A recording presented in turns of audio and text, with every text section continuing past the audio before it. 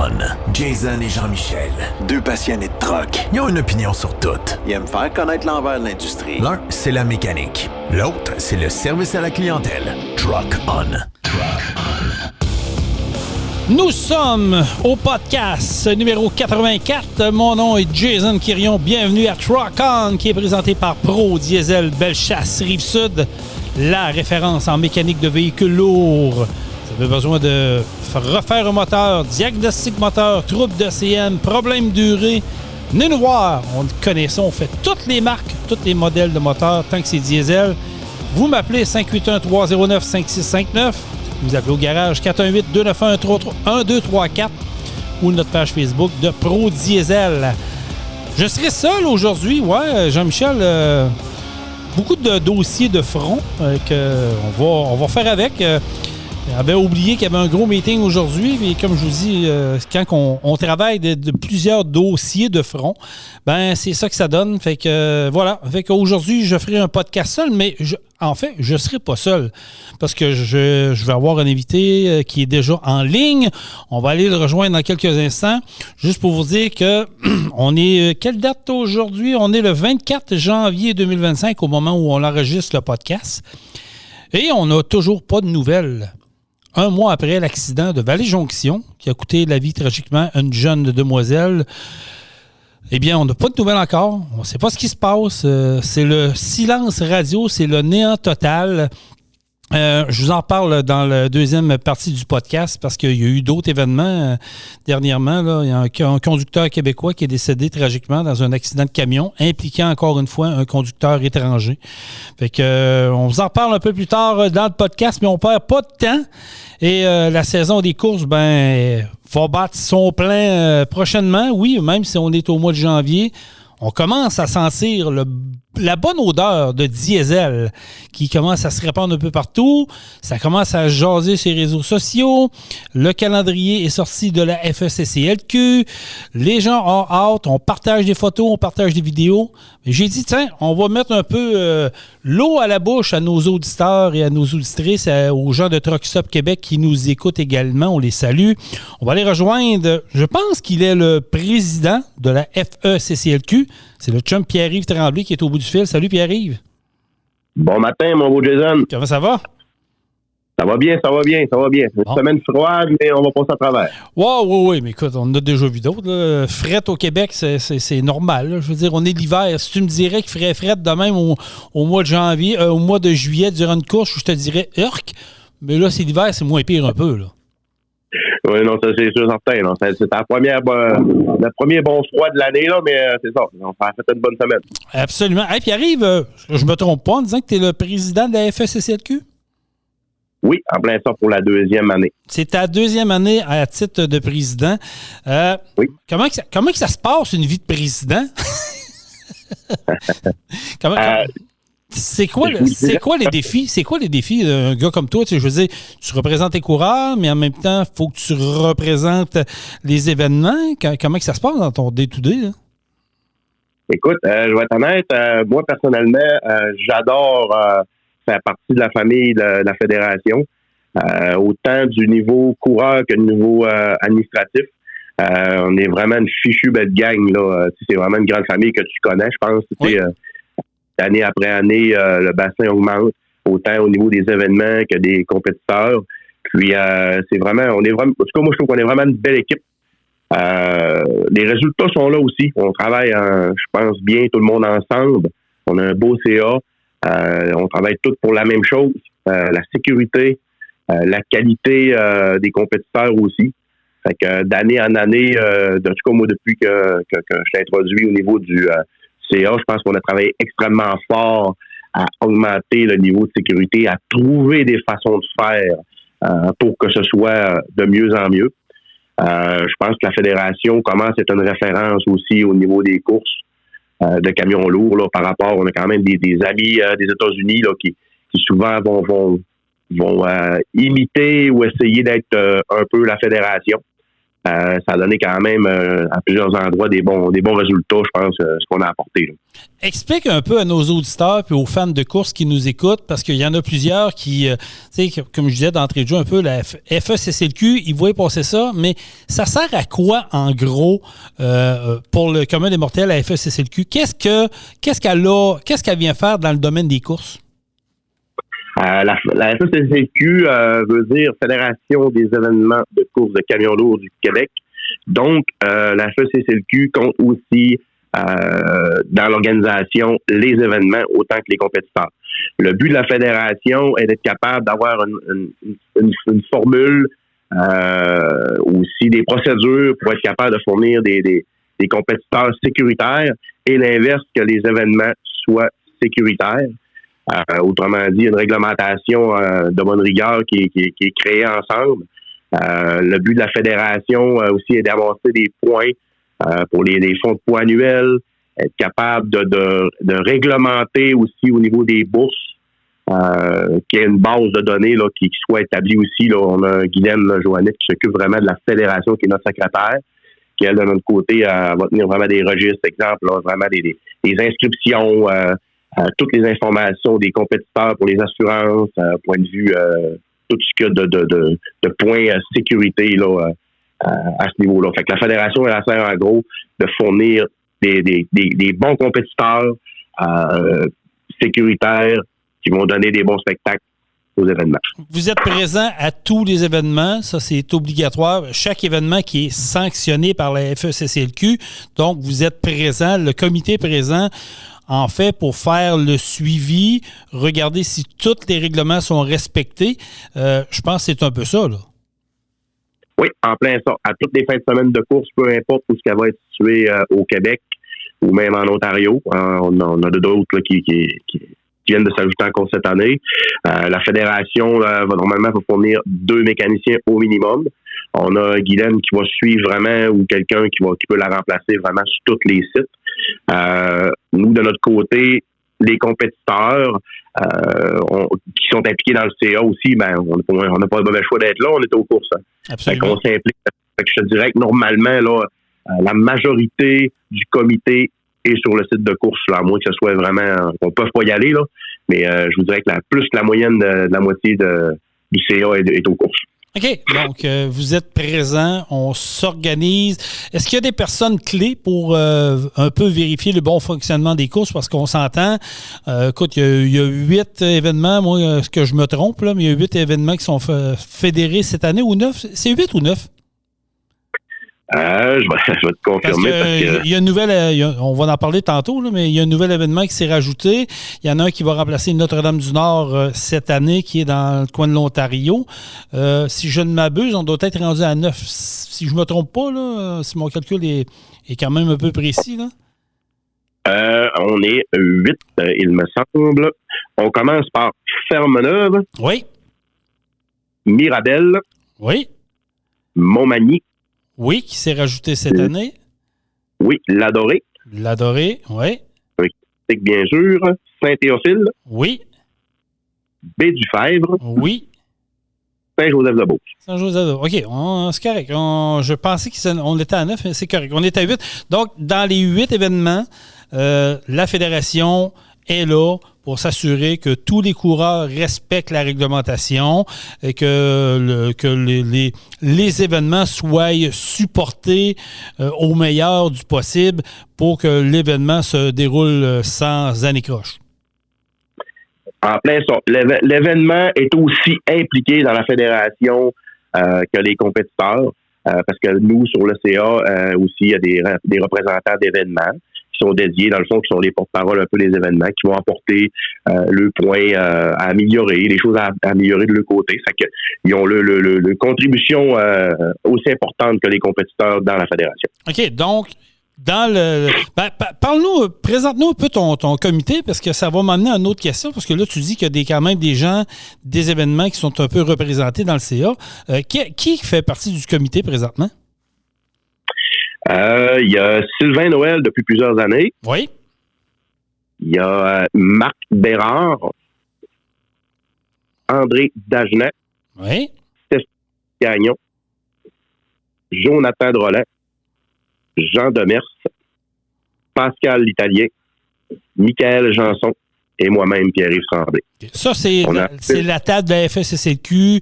C'est tous des coureurs, dans le fond, qui font partie du comité. Oui, ou mécaniciens.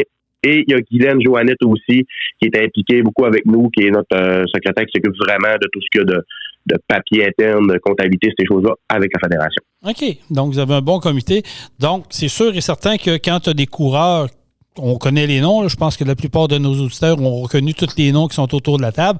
Fait que chaque classe est représentée, donc chaque membre de la table qui sont autour de cette table-là, doivent apporter des règlements, doivent s'assurer que les règlements soient bien respectés, là.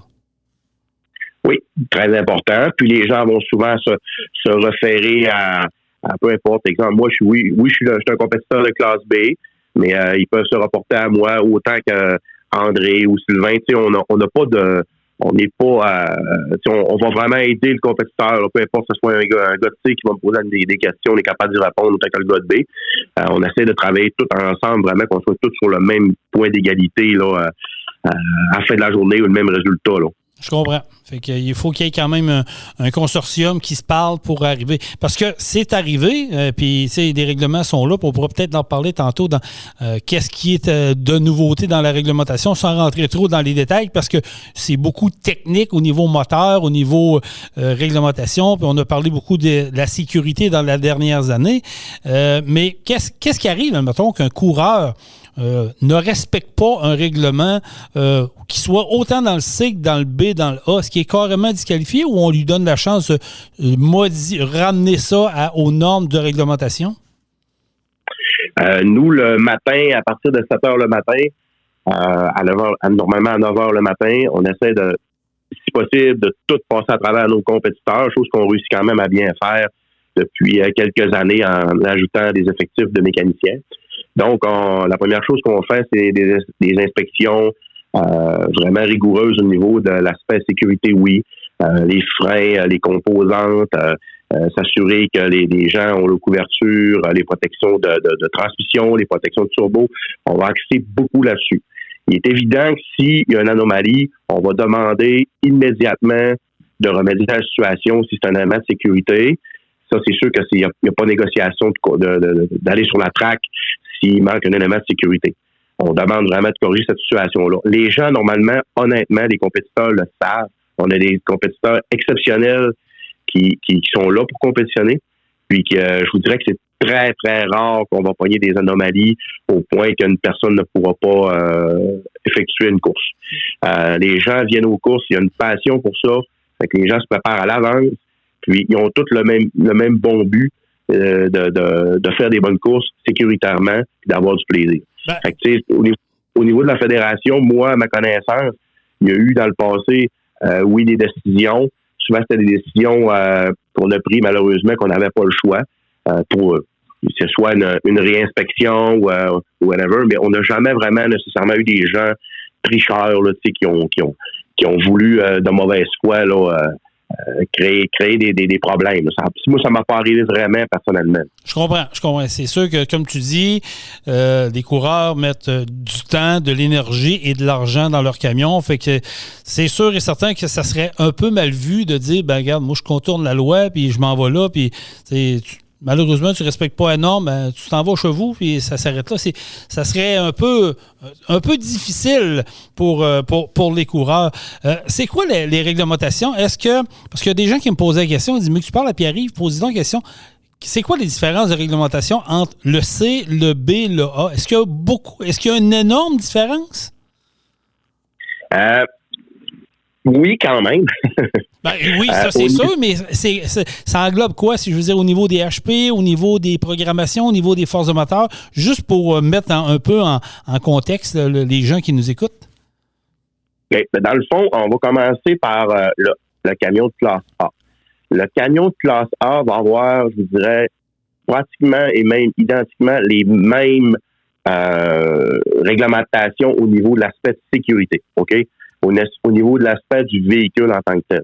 Autrement dit, ça reste des camions ABC, ce sont tous des camions. Ce sont tous des camions avec 3 essieux, des camions qui doivent être sécuritaires, qui vont appliquer le même niveau de sécurité, de normes ABC, OK? Que ce soit pour les freins, que ce soit pour tout l'aspect général, les ceintures de sécurité, les inspecteurs, on est vraiment uniforme à ce niveau-là. Le camion de classe A, lui, va avoir un cylindré qui peut être plus gros, donc des moteurs plus énormes en litrage. Les turbos, ils peuvent travailler avec des turbos jusqu'à un maximum de 2 turbos, avec des diamètres beaucoup plus grands, autrement dit, aucune limite. Ils peuvent travailler beaucoup plus de petits points qu'un camion de classe B. Un camion de classe B va être un camion modifié aussi. Par contre, avec une limitation de litrage moteur, qui doit être aussi aspect d'origine, autrement dit, les litrages, exemple, on va parler d'un Caterpillar que tout le monde connaît, mais si c'est un 14,6 litres, on peut pas avoir un moteur de 17 litres. Non. Il y a un maximum de 16 litres de série. Je comprends. Ensuite de ça, il va être limité par un turbo d'un diamètre qui est déterminé, qui est 81 mm par 116, avec des réglementations au niveau je vous dirais, de la coquille une douceur. C'est ce qui va faire en sorte que le camion va être limité au niveau des forces. Parce qu'un turbo, ça vaut aussi un maximum d'HP. Là, fait que ça, c'est ce qui limite notre classe B. De là où, vous avez remarqué, les camions de classe B maintenant, c'est quand même des courses extrêmement compétitives, extrêmement serrées. Tu dis, toi, c'est pour vrai, dans les dernières années, s'il y a une classe qui a upgradé, si vous me permettez l'expression, là, je pense que c'est la classe B qui a... Puis d'ailleurs, corrige-moi si je me trompe, Pierre-Yves, ça se peut-tu que ça soit la classe où il y a eu le plus d'inscriptions de cartes de membres pour la FSSLQ? C'est énorme. La classe B, c'est vraiment, je vous dirais, la grosse majorité des compétiteurs, parce que c'est une classe là, qui est, je pense, qui est... c'est pas parce que c'est ma classe, mais c'est une fichue belle classe, mais oui, il y a beaucoup, beaucoup de compétiteurs. Les machines sont de plus en plus fiables, de plus en plus performantes au niveau du B, mais on devient limité plus... on commence à être limité là, au niveau du B, là, je pense, là, au niveau des forces, là, les gars réinventent, les gars travaillent extrêmement fort. D'augmenter, puis ça, je trouve ça super. Parce que il y en a qui sont très ingénieux, là. Fait que ils se bâtissent de plus en plus des beaux camions. Fait que la classe B, la formule de la classe B, c'est vraiment le turbo qui limite et le litrage versus la classe A. Au niveau du C, c'est des camions qu'on peut voir qui ont plus l'aspect d'un camion de rue, c'est qu'on voit là, qui peut travailler à tous les jours. Il n'y aura pas de trou dans le capot, qu'on va passer un entrée d'air, ils vont être beaucoup plus je vous dirais standard. Par contre, la classe C, comme tu le sais, elle a augmenté beaucoup aussi au niveau des HP dans les dernières années. Absolument. Encore, oui. Les gars dans le C, je lève mon chapeau parce que ils font des miracles, là, je veux dire, à compétitionner les 1000 à l'heure. C'est fou, là. Moi, je trouve ça super de voir ça aussi sans boucaner. Hein. On s'entend que la classe C, c'est la limitation qu'on ne doit pas boucaner. Il y a des réglementations qui vont avoir les pièces d'origine, donc ils n'ont pas le droit d'upgrader les turbos, les systèmes de carburant, ces choses-là. Fait qu'elle est beaucoup plus accessible aussi à quelqu'un qui veut commencer au niveau des courses. Au niveau de l'aspect sécurité, de plus en plus, nous, la Fédération, on va rajouter des aspects sécurité au C aussi, parce qu'on s'entend que c'est plus des camions de 500 forces, on a des camions qui sont rendus, selon moi, plus près de 1000. Donc, il y a des composantes qui sont sollicitées beaucoup plus. Fait que c'est sûr que, tranquillement, on augmente la marge avec la poussée de la classe à être plus sécuritaire. Absolument. Puis, on voit dans les dernières années des gens qui ont passé par la classe C, qui ont upgradé dans le B, puis il y a une transition qui se fait dans le A tranquillement. Puis, on voit même des jeunes qui étaient tout petits quand le domaine des courses ont commencé, qui ont poussé, qui ont grandi eux autres aussi, qui suivent le paternel, qui veulent aller dans ces compétitions-là. C'est quand même le fun, ça, de voir ça. Bon, oui, la rétention au niveau de la fédération, là, d'année en année, est très bonne. Je veux dire, les gens reviennent toujours. Je pense que les gens aiment vraiment ce type d'événement-là. Puis j'ai cru remarquer aussi, au fil des années, qu'il y a beaucoup, beaucoup de femmes qui aiment aussi les courses de camions et qui aiment conduire des camions aux courses. Fait que on se doute bien que c'est pas juste pour les hommes, hein. Ben, je suis content que tu m'apportes ce track-là, Pierre-Yves. On en a déjà discuté ici dans un podcast, puis je me demande si c'est pas le spécial des fêtes quand que la gang de Joyeux Luron était ici autour de la table. Est-ce qu'on pourrait espérer dans un avenir pas très lointain d'avoir une classe de femmes? Ben, moi, je pense que non. Parce que tu penses on que a non? vu des femmes. Ben, moi, je trouve que les femmes sont aussi bonnes que les hommes. Oui, je sais. Moi aussi, non, mais je veux dire, c'est que les courir au travers des hommes, moi, j'aime ça, c'est le fun, mais est-ce qu'on pourrait avoir, tu sais, dans le fond, tu as le A, tu as le B, tu as le C, mais on pourrait avoir une classe de femmes qui pourrait peut-être avoir une classe spéciale pour eux autres également. Ça donnerait peut-être un A, ou t'aimes mieux, toi, dans ce que je comprends, t'aimes mieux de les laisser au travers des hommes? Ben, moi, écoute, j'adore voir le spectacle. Tu sais, je prends comme Chacha, écoute, qui a donné pendant quelques années, je pense, méchant de belles performances, puis qui a compétitionné dans le C, là, a même gagné des bons trophées, là. Puis on en a d'autres aussi qu'on a vu cette année, là. Je me souviens plus de son nom, là. C'est pas ce que je veux te le dire. On a Jade Lamoureux qui ça fait quand même quelques années qui est là-dedans, qui, elle aussi, s'améliore d'année en année. Je le sais parce que tu sais, je la vois souvent du côté de Saint-Joseph. Il y a Sylvie Paradis, il y a quelques années, qui avait comme ouvert la porte à des filles de venir se joindre là. La blonde à Dave Benoît, justement, qui est Vanessa Gagné, qui est embarquée, qui va être de retour cette année. Puis oui, il y en a d'autres aussi. Fait que, tu sais, je me dis, peut-être que ça peut ouvrir des portes. Puis, comme je te dis, éventuellement, si on aurait, je sais pas, au moins une dizaine de femmes, pourquoi pas avoir une classe comme eux autres? Pour eux autres, ça serait, je trouverais ça hot, tu sais, sans dénigrer. Là, moi, s'ils veulent rester au travail des gars, pas de trouble, mais avoir une classe de filles, il me semble que je trouverais ça capoté un peu. Là. Ben, moi, je suis pas contre ça du tout. Je trouve que je vais laisser mes compétitrices nous faire prendre. Mais selon moi, les connaissants avec la rigueur qu'ils ont, d'après moi, ils aimeraient mieux continuer de battre des hommes. Ah, c'est sûr. Mais on va lui laisser le choix et le challenge de travailler à ça. Mais je sais que c'est toujours un moyen bon spectacle. Là. Puis écoute, je lève mon chapeau. Les filles ont du gars en tabarouette d'embarquer comme ça. Puis à travers toute l'adrénaline aussi. Puis quand même pas des petits camions. Là, ça, on s'entend que il y en a qui ont encore de la misère à chauffer les voitures, puis des femmes des camions belles, c'est super. C'est sûr, là-dessus, tu as tout à fait raison. C'est quoi les défis, Pierre-Yves, je savais que j'allais me tromper une fois, je l'ai fait. C'est quoi les défis, Pierre-Yves, dans le monde des courses, là, dans les années qui s'en viennent? Parce que, tu sais, on le sait, là, on se mettra pas la tête dans le sable, là, l'évolution de la mécanique de camion, tu le sais, tu es là-dedans, puis nous autres aussi, Pro Diesel, on travaille là-dedans, ça évolue vite.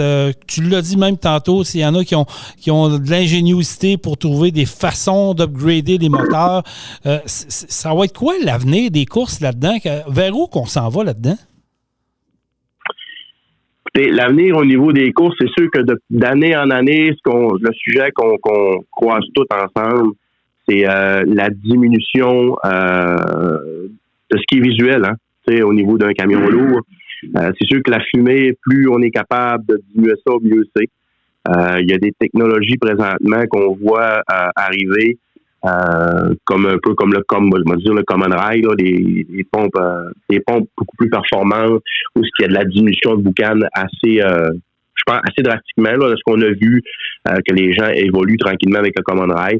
Ça diminue aussi vraiment là, le visuel de tout ça. C'est un sujet qui est toujours parlé, là, que les nouveaux camions modernes qu'on peut inclure au niveau des classes soient de moins en moins polluants. Ça, c'est un défi, je pense, de bonne taille pour le futur, si on veut garder nos événements de course là, le plus possible. Il faut être capable de diminuer tranquillement ces problématiques-là. OK, oui, je trouve que oui, c'est sûr et certain que ça fait partie intégrale du monde des courses, malgré que si tu vas me poser la question un mois, puis je me cacherai pas. Un truck qui boucane, moi je trouve que ça fait foi de tout. Puis des spectateurs, quand ils sont sur le bord des tracks, voient ça fait wow, puis les gens capotent, mais en même temps, oui, on n'a pas le choix peut-être de s'en aller vers là, sans diminuer pour autant la qualité du spectacle. Là. c'est ça. Il y a moyen de rentrer, je pense, des nouvelles machines, des nouvelles mécaniques plus modernes, en étant moins polluant, diminuer. On l'a vu cette année. Là. Écoute, je m'en cache pas. Là, André Dagenet, là, qui arrive avec son nouveau camion qui était à Saint-Lô-de-Pose, qui a fait des très bonnes performances, que c'était vraiment beaucoup moins. Visuellement, c'était beaucoup moins boucaneux que les autres, là, on s'entend. Là. Qui a quand même bien performé. Fait qu'on sait que la technologie qui avance, ça risque de performer autant sans nécessairement avoir beaucoup de boucan. Absolument. Moi, je vais te poser une question à toi. Tu es un coureur, oui, tu es en fédération, mais tu es un coureur, ça fait longtemps, puis ça fait longtemps qu'on se connaît, puis arrive. Qu'est-ce qui vous pousse, vous autres, en tant que gars? Vous avez quand même vos jobs, vous avez quand même vos familles, vous avez un day-to-day. Qu'est-ce qui vous pousse, vous autres, à embarquer là-dedans, mettre des heures de la mécanique, puis faire un tour quasiment du Québec pour vivre ces expériences-là? À la base, je pense qu'un compétiteur de camion lourd, c'est un gars qui aime la compétition de base. C'est déjà quelqu'un que, moi, dans mon cas, mon cheminement, j'ai fait de la course de motoneige. On a tout le temps été un peu au niveau des courses. Le dépassement de soi là-dedans, moi, je sais que depuis quelques années, on travaille toujours à trouver des solutions, essayer des nouvelles choses. Ça, j'adore ça. L'autre chose, on implique en quelque part, comme moi dans mon cas, on a un garage mécanique, donc on implique souvent nos employés, que rendu là, c'est plus nos employés, c'est nos amis, puis c'est nos mécanos de fin de semaine aussi. Fait qu'on implique nos gens là-dedans. L'autre affaire, c'est rassembleurs. T'sais, on fait des belles fins de semaine, là, c'est un peu du camping aussi, à travers ça. C'est sûr. Moi, j'ai créé des amis vraiment au niveau des fins de semaine de course. Puis si tu remarques, on est tout le temps des belles grosses gangs, on est tout le temps mergés ensemble. Il y a tout ça qui fait qu'on aime les courses de camions lourds. Puis à la base aussi, on est impliqué dans le domaine du camion lourd. Fait que c'est sûr qu'on a une passion incroyable au niveau des camions. Je pense que la plupart des compétiteurs, ça doit être cette portion-là là, qui trouve qu'il est agréable. C'est sûr qu'on fait pas ça pour l'argent. On fait non, hein? de rassembler. Puis moi dans ma vie, je suis des courses de camion, ça m'a apporté beaucoup de contacts, beaucoup de connaissances aussi. Là. C'est pas.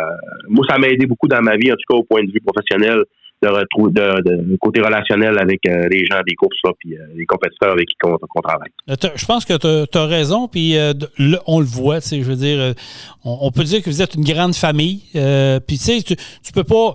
C'est pas tout le monde qui aime tout le monde, c'est normal, c'est comme dans la vraie vie, mais à voir comment vous êtes, comment vous vous comportez quand il y a des happenings, il y a des petits 5 et 7 improvisés à quelques endroits, des petits parties quand même ben le fun. On le voit que c'est une grosse passion que vous avez, puis c'est une belle gang, c'est une belle grosse famille qui vous suit. Là. Ah, c'est fou. Écoute, en tout cas, moi, j'ai que des bons souvenirs de mes étés passés avec mes amis des courses, ça, c'est sûr et certain. Ah, c'est bien ça. Il y a 2 nouveaux événements qui font leur entrée cette année au niveau de la FECCLQ. D'abord, il y a Matawi, qui vient en fin de compte remplacer Notre-Dame-du-Nord. Lui, est-ce que c'est lui qui prend la date du Nord? C'est tout ça, Pierre-Yves? Ça ressemble à ça pas mal. Oui. Ouais, les gens ont été très respectueux, ils ont entendu vraiment là que de leur côté que le Nord soit décisif. Ils nous ont présenté leur projet. Écoute, on a accepté avec un grand plaisir parce que je pense qu'il y a un bon bassin de compétiteurs, je pense, dans ce point-là aussi, qui perdaient un gros morceau. Donc, on était à bras ouverts pour aller les supporter dans les événements. Puis, on a du côté de Chaudière-Appalaches, il y a Montmagny qui fait son entrée officiellement dans la fédération également. Ça se passe du côté de l'autodrome de Montmagny. Oui, l'autodrome de Montmagny, on avait commencé à être intéressé par un événement de course. On a eu des discussions au long de l'été passé.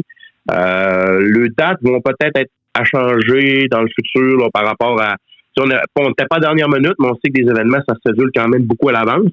Peut-être qu'il va y avoir des changements de date dans le futur aussi à venir. Là. Pour cette année, ça va être cette date-là. Les gens sont super gentils. Je pense qu'ils ont un beau coin, ils ont un beau site. Je connais pas exactement là, le site, mais ce que j'ai vu, là, puis ce que j'ai entendu, on va avoir du plaisir là. Puis pour les spectateurs aussi, c'est pas trop loin, dans votre coin aussi. Là. Oui. Je pense que c'est une bonne chose.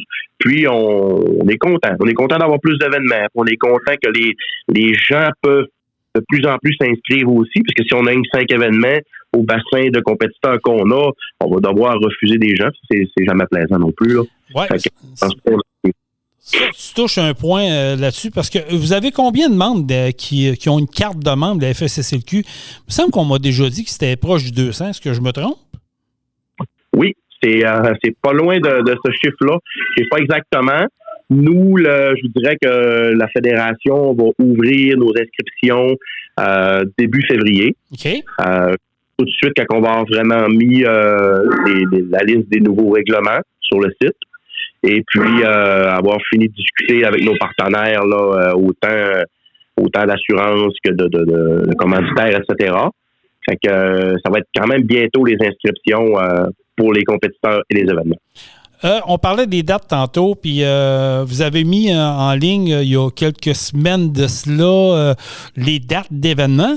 Puis il y a des gens qui m'ont porté à l'attention qu'il y avait le Ferme-Neuve n'était pas sur le calendrier. Est-ce que c'est un oubli tout simplement ou il y a eu de quoi qui s'est passé? Parce que moi aussi, j'ai fait un saut quand j'ai vu ça, mais sûrement, moi j'ai répondu du tac au tac aux gens, c'est probablement un oubli qui s'est fait là.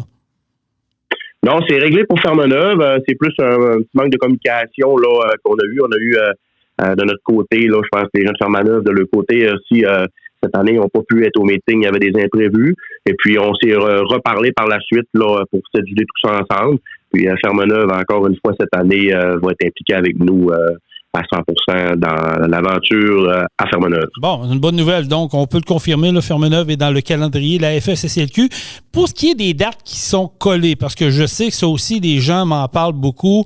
Je sais que par le passé, on obligeait d'avoir une fin de semaine entre chaque événement. Ben, c'est normal aussi, parce que tu le sais, Pierre-Yves, quand tu brises, tu ne veux pas te réparer à la course, tu vas avoir le temps, tu as ton travail au côté. Là, je sais que cette année, on a 2 fois dans l'année 2 événements qui vont avoir back-to-back. Est-ce qu'on peut penser que dans un avenir pas très lointain, genre l'année prochaine, qu'on soit capable de trouver une entente pour que tout le monde ait au moins une fin de semaine de break? Oui, on a eu des demandes. Les demandes ont été bien entendues. Les événements, par contre, on a des gens hyper impliqués là-dedans qui est de leur côté, comme ils ont dit, on peut pas, je pense qu'ils veulent pas brimer les événements, mais à l'inverse, ils veulent pas empêcher des événements de créer des événements parce que on a une grande quantité de compétiteurs. Donc, c'est un peu de l'entraide qu'il y a eu dans tout ça. Mais dans le futur, oui, c'est sûr qu'on va replacer ça un petit peu et donner la chance aux événements aussi de garder aussi, là, au point de vue des spectateurs, au niveau des commanditaires, au niveau, c'est pas juste d'être collé, c'est que ça implique d'autres choses pour des coins qui sont plus proches l'un de l'autre. C'est sûr que si on compare, je vais vous donner un exemple bien simple, la distance de l'Adoré puis de Mattawa, on n'a peut-être pas nécessairement les mêmes compétiteurs. Tu sais. Par contre, il y en a d'autres qui sont vraiment à côté de l'autre, là, que ça peut un peu être irritant, mais les gens des événements l'ont mentionné que oui, il allait avoir un petit travail à faire à ce niveau-là. Mais d'un autre côté, ils ne voulaient pas empêcher, exemple, un événement comme Montmagny de se créer. Là. Ah, je comprends. Puis c'est en ajoutant un nouvel événement, comme on prend exemple Montmagny et même Matawi, ben c'est sûr que peut-être que Matawi, dans 2 cas, il prenait une date qui était disponible. Donc, ça, je comprends. On a, en début de saison, on a Ferme-Neuve, puis on a tout de suite Mirabel après. Est-ce qu'on peut espérer que les autres, genre l'année prochaine ou au plus tard, dans 2 ans, on ait une fin de semaine de distance entre eux autres, comme Montmagny va avoir, j'imagine, avec l'Adoré, là. Oui, ça va être. Selon moi, ça va redevenir à la normale. Là. De l'autre côté, là, il me semble que le Diesel Fest, la problématique là, était au niveau, là, je pense, plus là, de le secteur de course. Là.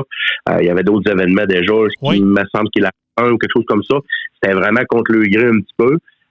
Fait que c'est un peu ça là, qui s'est produit au niveau des événements. Mais les gens, je pense que ils ont une bonne foi, puis c'est pas quelque chose qu'ils ont voulu mal faire. Non, je comprends. Non, mais c'est parce que beaucoup de gens me posaient la question, puis c'est un peu comme ça que je l'ai expliqué moi aussi. Des fois, t'as pas le choix, parce que je sais que pour avoir parlé avec Jean-François Tremblay, il y a quelques temps de ça, il me disait, nous autres, on avait une contrainte, c'était la Formule 1.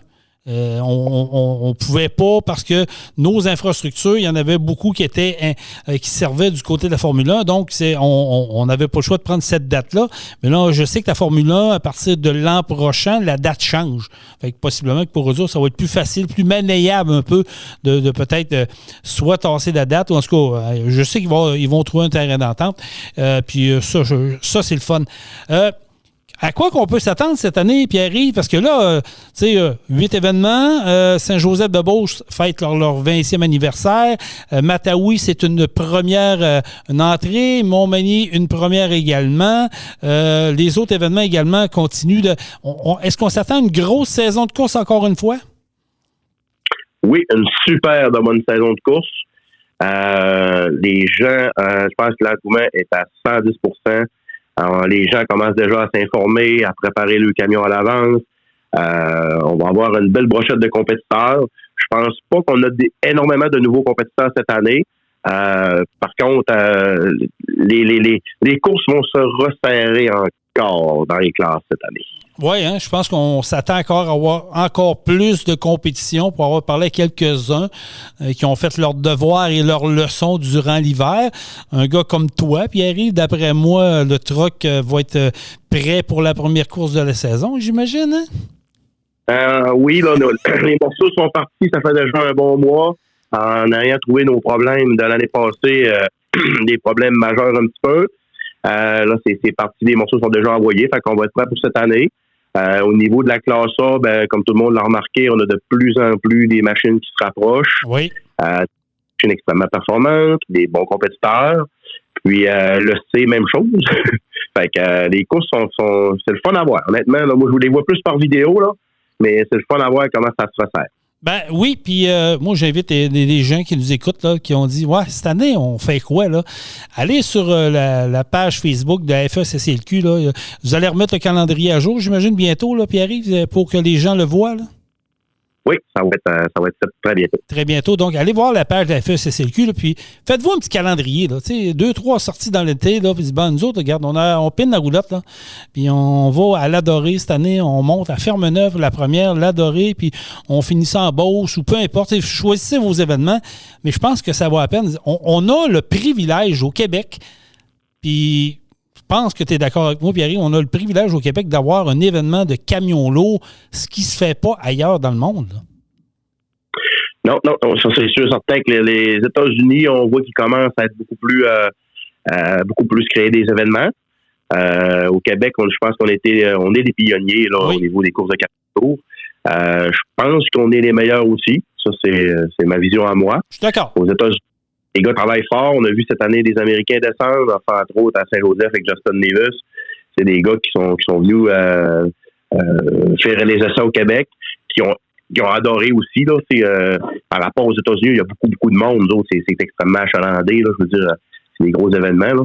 Fait que c'est sûr qu'au Québec, je pense qu'on va rester encore les pionniers là-dedans, puis les premiers. C'est ce que j'espère, en tout cas. Là. Puis, je pense pour la courte période d'été qu'on a, on réussit à donner quand même des belles fins de semaine. Absolument. D'accord avec toi. Est-ce qu'on peut l'annoncer officiellement, Pierre-Yves, notre partenariat avec Truck-On?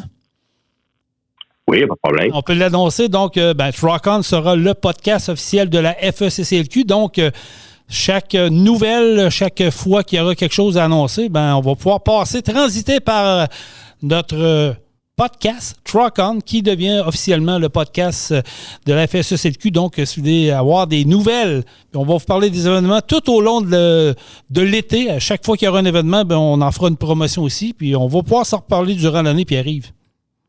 Oui, c'est super. Tu ne te gênes pas, mon ami. Mon téléphone est jamais plus loin que dans mes poches. Je suis bien content. Puis c'est un gros merci à vous autres de la confiance. Je vais vous souhaiter une belle saison, une bonne saison. Puis on va inviter les gens à aller s'abonner à la page Facebook de la FECCLQ. Vous allez voir là les réglementations. Vous allez voir là également les fonds de points, les résultats de chaque événement sera transmis sur la page Facebook également. Les dates des événements, puis s'il y a des choses à savoir, tout va s'afficher sur la page Facebook de la FECCLQ ou via également leur site Internet de la FECCLQ. Pierre-Yves Tremblay, un gros merci de ton temps, puis écoute, bien hâte de te voir. Merci beaucoup, Jason. Bonne fin de semaine à tout le monde. Soyez prudents. Merci, Pierre-Yves. Bye-bye. Bye. Pierre-Yves Tremblay de la FECCLQ. Écoute, moi, parler de drague de camion, là, vous devriez me voir. Là, j'ai la chair de poule là, présentement.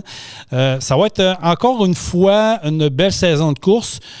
Comme on a discuté avec Pierre-Yves, 2 nouveaux événements. Il y en a un qui remplace Notre-Dame-du-Nord, qui est du côté de l'Ontario, à Matawi. C'est Gary Anderson qui organise ça. C'est qui, Gary Anderson, pour les gens qui ne sont pas familiarisés avec le monde des courses? C'est lui qui a acheté l'ancien truck de course à Jacques Lafleur. Donc, sur un nouveau site, première année, mais on va le peaufiner avec les années. On va emmener ça, une track du côté de Matawi, une track assez spectaculaire. Et au mois de juin prochain, du côté de l'autodrome de Montmagny. Donc, on aura la première édition là-bas. On attend des annonces. D'ailleurs, on devrait avoir des annonces d'ici une semaine ou 2 du côté de Montmagny. Donc, restez bien branchés à Truck On. Allez vous abonner à notre page Facebook. Partagez ça à vos amis. Mettez ça dans vos favoris. On est sur Spotify. On est sur Amazon Music. On est sur Apple Podcasts. On est sur Deezer, Balado Québec. On est sur YouTube également. Donc, peu importe la plateforme de podcast, on est là. Donc, restez bien à l'affût. On va vous feeder sur ce qui se passe dans le monde des courses. Donc, on est le podcast officiel de la FECCLQ et du monde des courses cette année. Bien content. Puis ça va diffuser également sur Truck Stop Québec, les gens qui nous écoutent présentement. Donc, abonnez-vous à notre page Facebook. Ça se passe cette année. Donc, premier événement du côté de Ferme-Neuve. On aura l'occasion, bien sûr, de parler avec Benoît Terrien et notre ami... voyons, le Jean Blanc, là, c'est quand même... puis, voyons, Julien Allaire-Lefebvre, merci de me faire signe. Je suis tout seul, mais je me fais signe moi-même. Donc, on va parler avec nos deux gars de course qui organisent du côté de Ferme-Neuve un petit peu plus tard dans la saison. On va parler de course. On va être le fun. On va sûrement avoir bien des surprises. Puis on va essayer d'avoir des coureurs également comme invités. Je sais que le spécial des fêtes a bien pogné. On est vraiment... j'ai vu les nombres d'écoutes de ce podcast-là. Je suis vraiment fier de ça. Fait que on va sûrement avoir d'autres coureurs qui, soit par téléphone ou soit en live, ici dans nos studios à Saint-Anselme. On va pouvoir avoir des coureurs. Venez nous parler de ce qui s'en vient dans le monde des courses. Bon, moi... je veux qu'on revienne un peu. Oui, vous allez me dire, il est tannant là-dessus. Non, je ne suis pas tannant. Je l'ai dit que je t'en parlerai. J'en ai fait une promesse à des personnes qui sont concernées de près suite à la tragédie de Vallée-Jonction. Je dis tragédie parce que ça en est une tragédie. Une jeune fille qui a perdu la vie, rappelez-vous, le 18 décembre dernier, dans la côte de la route 112 à Vallée-Jonction, au pied de la côte 112, alors qu'il y a un poids lourd qui a percuté, carrément écrasé la véhicule de la jeune victime de 26 ans. On est le 24 janvier 2025, au moment qu'on enregistre le podcast. Ça fait un peu plus d'un mois que l'accident est arrivé et il n'y a rien qui se passe. En tout cas, je dis, il n'y a rien qui se passe. On n'entend rien. On ne sait rien. Qu'est-ce qui est arrivé avec le conducteur? Oui, je l'ai dit la semaine passée, puis possiblement, je vais vous le répéter la semaine prochaine. Je vais le répéter tant aussi longtemps qu'on n'aura pas eu de nouvelles. Moi, je me mets à la place des parents aujourd'hui, là. À moins que vous me corrigiez. Là. Les gens qui m'écoutent, vous avez le droit de dire « Hey Jason, on a eu des nouvelles. » Mais tant mieux, je vais les prendre. Mais criez pas après moi, puis sacrez pas après moi. Là. Je veux juste dire que les parents, aujourd'hui, là, à cette date-ci, là, on se prépare aux funérailles de la jeune. Parce que c'est en fin de semaine que ça se passe du côté de Saint-Joseph-de-Beauce. Et je réitère mon support inconditionnel aux parents. Je souhaite mes sympathies encore une fois. Mais dans ça, encore et encore, comme on est... on dirait que ça devient la norme au Québec. Quand il arrive un événement de même, tout tombe dans l'oubli. On dirait que... Je ne sais pas pourquoi, on n'a pas suivi. On ne sait rien. Ça serait le fun juste d'avoir un peu suivi où est-ce on est rendu dans l'enquête. Je vous dis, là, je suis tellement maudit, je suis tellement en calvaire, là, je suis un peu shake par en dedans de voir qu'on n'a rien, on ne sait rien. Cette semaine est arrivé un autre accident du côté de l'Ontario où un camionneur québécois a été impliqué dans un gros accident de poids lourd avec un conducteur qui vient d'un autre pays.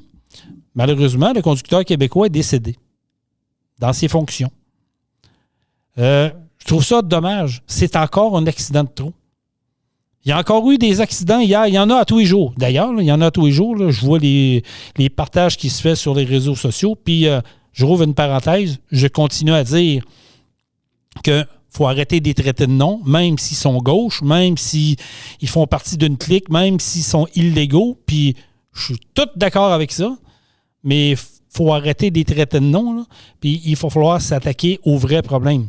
Je le répète, je vous le dis, c'est notre devoir d'écrire, de téléphoner, d'engorger le système de nos députés dans la région que vous êtes, dans la région administrative que vous êtes, que vous soyez au Saguenay, que vous soyez en Montérégie, que vous soyez en Estrie, que vous soyez dans la région de Montréal, que vous soyez dans Lotbinière, dans la Beauce, dans Montmagny, Lillet, peu importe où est-ce que vous êtes dans votre région administrative, là, il est de votre devoir d'appeler, d'écrire, d'engorger, de monopoliser les lignes de votre député puis demander, vous faites quoi?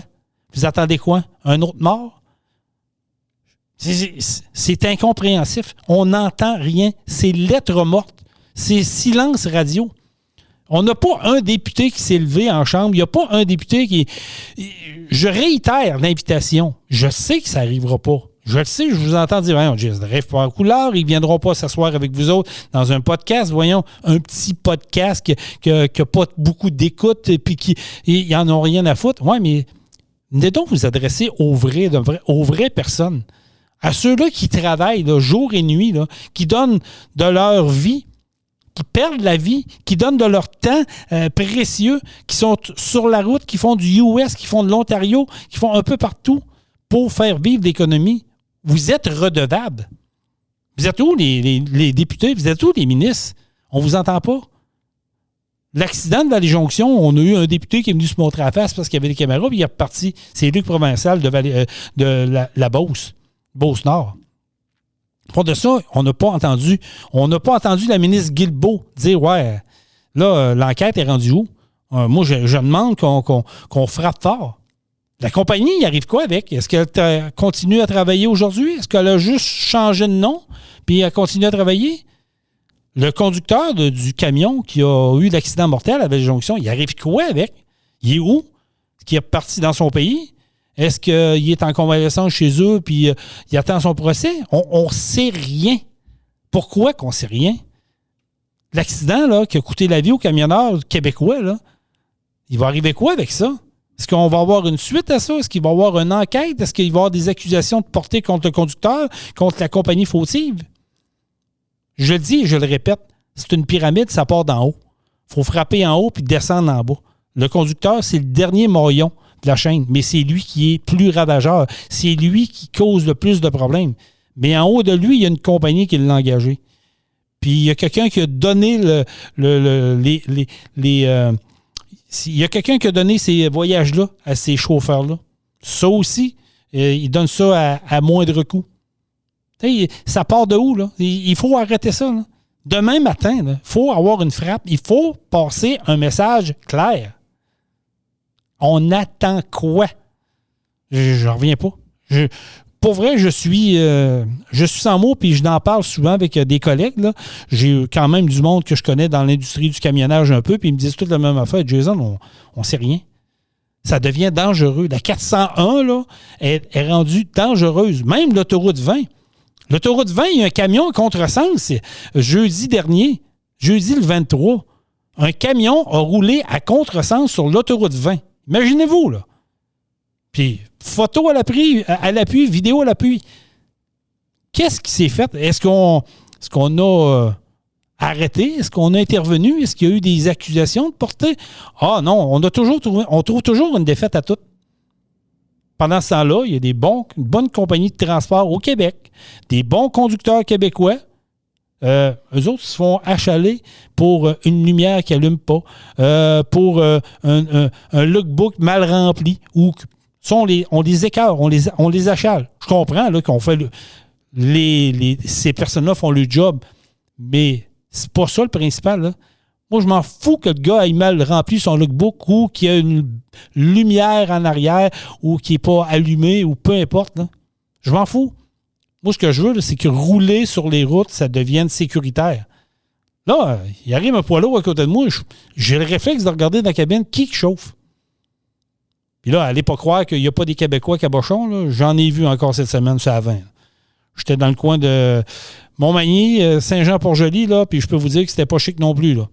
Mais, présentement, c'est pas le nerf de la guerre, mais ça va peut-être le devenir, là. Mais quand même, on attend quoi? Où êtes-vous, messieurs les ministres? Où êtes-vous, madame la ministre du Transport? Madame Guilbeault? Au fédéral, vous faites quoi? C'est sûr qu'au fédéral, le chiard est pogné solide. Là. Justin a mis de trouble pas mal. Fait que, on a d'autres chats à fouetter. Là. On s'occupe de Donald Trump qui a trop, tant qu'à moi, a trop d'attention médiatique au Québec, mais ça, c'est pour dévier l'attention. Moi, là, ce que je veux, là, c'est que demain matin, là, j'aimerais ça que lundi, là, on ait des nouvelles de ce qui se passe. Peu importe, donnez-nous des nouvelles. On veut savoir, le conducteur est où? Pourquoi que c'est ça? La compagnie de transport, il arrive quoi avec ça? L'enquête va dire quoi? Est-ce qu'il va y avoir des modifications faites au tronçon? Est-ce qu'on va interdire l'accès aux camions? Est-ce qu'on va rajouter des mesures de sécurité aux camions? Parce que, je l'ai dit la semaine passée, puis je le répète, encore cette semaine, encore la semaine passée, et ça va arriver encore la semaine prochaine, il y a des camions qui descendent la côte qui n'ont pas d'affaires là. J'ai passé là, je me suis stationné dans une entrée privée pendant 20 minutes. J'ai pas vu personne de contrôleur routier dans le secteur. J'ai vu des camions qui ont passé free au test break. Puis, on entend, c'est lettre morte. On va attendre qu'il y ait encore un accident. Je trouve ça dommage. On dort au gaz au Québec. On dort au gaz, puis il y a du monde qui devrait perdre leurs emplois, tant qu'à moi, là, pour être aussi incompétent que ça. Mais ça relève de moi. Là. C'est moi qui le dis. C'est pas Pierre Jean-Jacques, c'est moi, c'est Jason Quirion. Ça engage à rien les autres personnes. Je dis ça. Puis je reste poli. Parce que je l'ai toujours dit, je le martèle, je veux rester poli. C'est ma prémisse. Je l'ai toujours dit. Comment qu'on traitera les autres de nom, ça donne quoi? Ça crée de la haine plus que d'autres choses. Je n'en veux pas de haine. Mais oui, je ne serais pas myope, je ne serais pas aveugle. On a un foutu problème dans le monde du transport. Les gens le savent. Nos décideurs ont de l'air à pas faire grand-chose. En tout cas, ils ne nous démontrent pas vraiment de l'intérêt là-dedans. On fait quoi? On manifester, moi, je trouve que ça ne donne rien. Il faut trouver une façon intelligente de passer le message de là, c'est assez. Est-ce qu'on laisse nos camions parqués chez nous puis on ne va pas travailler? Sans monopoliser les routes, on va laisser les routes libres, mais il n'y aura plus de camions sur ces routes. Est-ce que c'est une avenue? Moi, aller bloquer les ponts puis aller... Non, on n'est plus là. On est en 2025. Il faut trouver d'autres façons.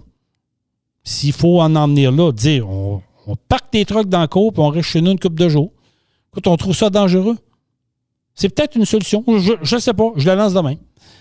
À vous de voir si vous avez d'autres solutions. Puis si vous avez des informations privilégiées, là, faites-nous signe. Écrivez-moi sur la page Facebook de Truck-On. Vous pouvez m'écrire même. On a une adresse courriel. Hein? Truck-On, le podcast, @gmail.com. Vous pouvez m'écrire. Puis ça va rester dans la confidentialité.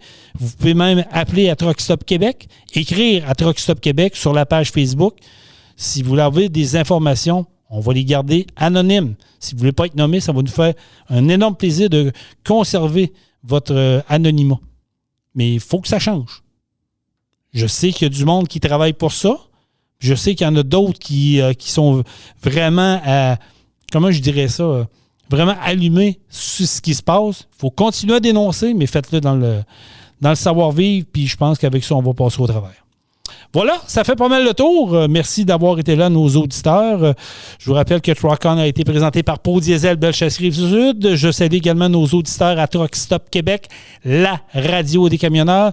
Soyez bien à l'écoute, abonnez-vous, partagez ça, parce qu'on va avoir d'autres grosses nouvelles à vous annoncer dans les prochaines les prochaines semaines. On va avoir d'autres scoops, d'autres nouvelles, surtout au niveau des courses de camions, mais aussi dans le monde du transport. Puis si ça vous tente de venir participer à notre podcast, venez vous asseoir avec nous, jasez de votre métier. Vous êtes un camionneur, vous êtes un dispatch, vous êtes un entrepreneur dans le domaine du transport ou autre connexe, peu importe, même si vous n'êtes pas dans le domaine du transport, puis vous aimeriez ça vivre l'expérience d'un podcast, vous êtes les bienvenus. Écrivez-nous sur la page Facebook de Truck On, sur notre Messenger ou à l'adresse courriel que je vous ai mentionnée, truckon, le podcast, @gmail.com. Salutations vous tous, soyez prudents, où que vous soyez, quoi que vous fassiez. Truck On, la gang! Truck On. Vous avez aimé le podcast? Partagez-le. Et abonnez-vous à notre page Facebook. Truck On. On vous en prépare un autre. Truck On, la gang!